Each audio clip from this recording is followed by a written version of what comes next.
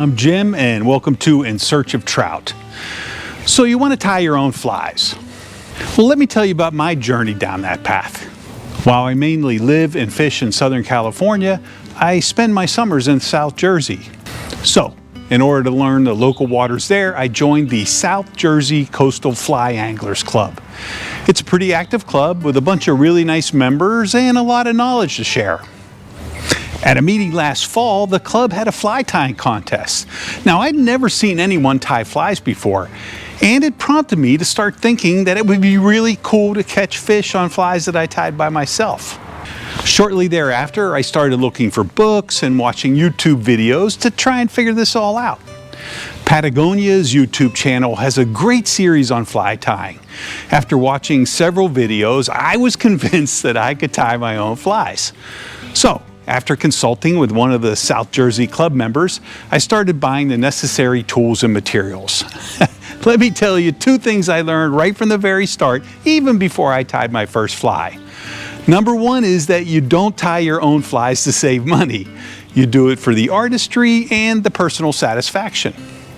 And number two, if you want to get your wife or partner to start questioning your sanity, start getting packages of feathers and fur in the mail on a regular basis. Other than scissors, fly tying tools are pretty unique, not something you would find rustling through your toolbox out in the garage.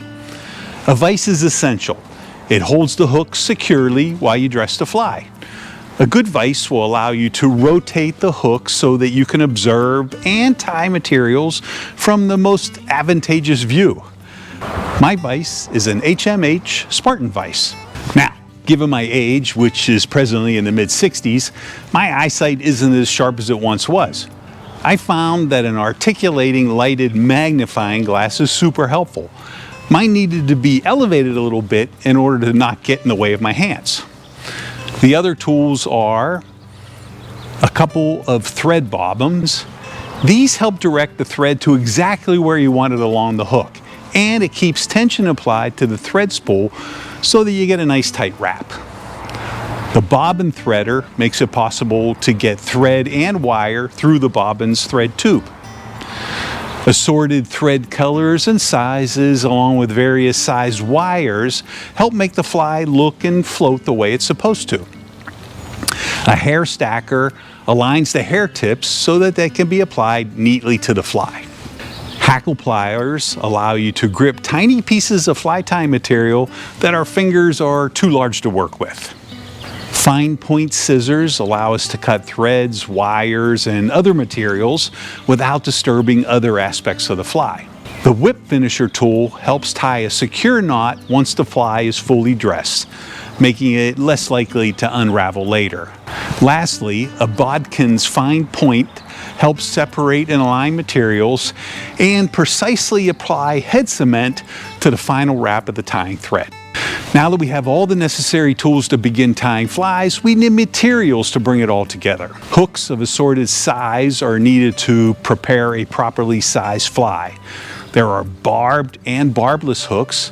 I prefer barbless hooks because I like to catch and release.